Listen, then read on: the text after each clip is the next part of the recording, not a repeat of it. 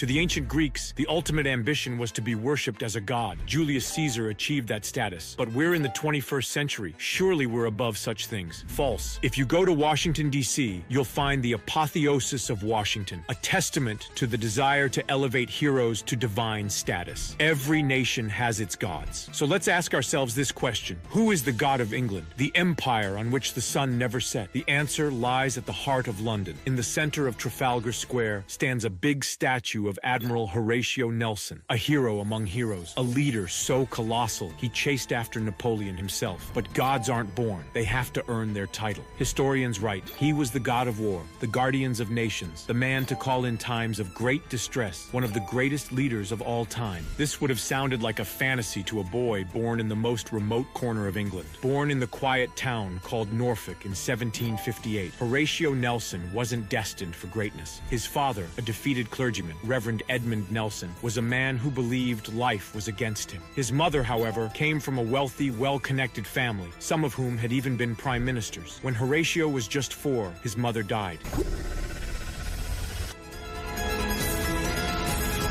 His uncle, Captain Maurice Suckling, a war hero married but with no son, took a paternal interest in the boy. Uncle Maurice's tales of naval exploits ignited a spark in young Horatio. At 12, with his uncle's support, he joined the Royal Navy as a midshipman. His uncle puts him in charge of a little boat, not a real position, but that puts him in charge of something where he starts learning about decision-making, good judgment, and leadership. On his first mission in the Arctic, young Horatio snuck out at night to try to chase a polar bear and bring the skin back with him. He tried to shoot it, but his gun didn't work. Luckily, the ship's big cannons scared the bear away. This gets him in trouble, but also his uncle recognized the bravery of the boy. On his second mission to India, he contracted malaria, returning home sick and anxious. Facing his officer's exams, he experienced a profound vision, a radiant orb that filled him with patriotic fervor and extreme ambition. He passed his exams and became a lieutenant. In 1777, at just 18, he was promoted to lieutenant and sent to Jamaica during the American Revolution, where he fought against the French and Spanish. Despite his youth, Nelson's bravery and skill stood out. He captured enemy ships, earning himself the respect of his crew and superiors. By 1779, he was promoted to captain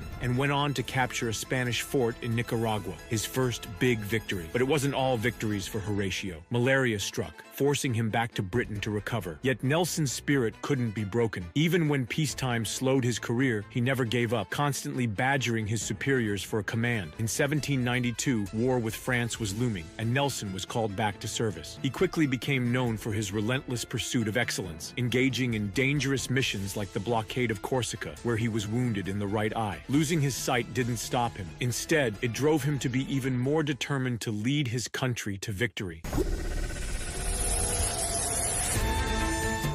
The battle against Napoleon, a clash of titans. By the late 1790s, Napoleon Bonaparte was becoming one of the most powerful military leaders in Europe, and his ambitions reached far beyond the borders of France. Nelson found himself directly in Napoleon's path during the Mediterranean campaigns. Napoleon, looking to expand his empire, had plans to invade Egypt. The aim was to disrupt Britain's trade routes to India and weaken British influence in the region. In 1798, Napoleon set sail with a large army and fleet, and Nelson was tasked with preventing him from reaching Egypt. At the time, the French fleet was anchored in a seemingly invincible position off the coast of Egypt near Alexandria. They thought they were safe, but Nelson saw an opportunity to strike. With boldness and brilliance, Nelson did not hesitate. He and his fleet of ships approached the French fleet under the cover of night on August 1st, 1798. Napoleon's commanders thought the British wouldn't be able to attack from the position they were in, but Nelson found a gap in the shoals, a dangerous stretch of water that others feared to navigate. As the British fleet advanced, darkness fell, but the battle itself lit up the night sky. The thunder of cannons and the flash of gunpowder illuminated the chaos. Nelson's ships, expertly trained,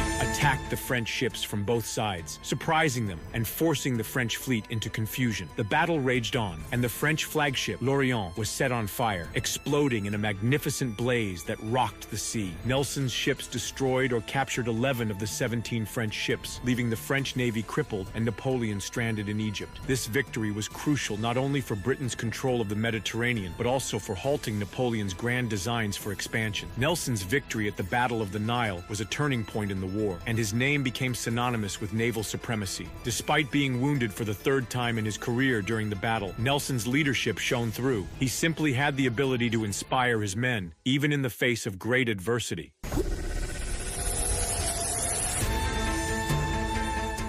Nelson's legacy, the national hero. After his victory at the Nile, Nelson became a national hero. However, despite the accolades, he remained deeply human. While the British public celebrated his victories, Nelson was a man who struggled with his personal life. His marriage to Fanny was in turmoil, largely due to his affair with Emma Hamilton, the wife of Sir William Hamilton, the British ambassador to Naples. Despite this scandal, Emma and Nelson's love affair was an open secret, and Nelson continued to battle at sea with unmatched dedication. His personal challenges didn't slow him down. If anything, they made him more determined. Nelson's leadership became legendary. He led from the front, showing immense courage and gaining the trust of his men. His famous words, "England expects that every man will do his duty," during the Battle of Trafalgar in 1805, were not just orders. They were an expression of his deep belief in his sailors. They respected him, not only for his skills in battle, but for his deep care for them. The Battle of Trafalgar remains his most iconic moment. Facing a combined French and Spanish fleet, Nelson used his tactical genius to split the enemy line, attacking them from both sides. This bold move turned the tide in favor of the British. The battle was fierce, and although Nelson's ship, the Victory, was engaged in direct combat with the French flagship Redoutable, it was during this engagement that Nelson was struck by a bullet, which severed his spine. Nelson's final moments on the deck of Victory were not of fear or regret, but of fulfillment. He knew that Britain had won, and as he lay dying, he uttered his final words, "Thank God I have done my duty." He died at the age of 47, just as the British fleet had achieved an overwhelming victory, capturing 22 ships without losing a single one of their own.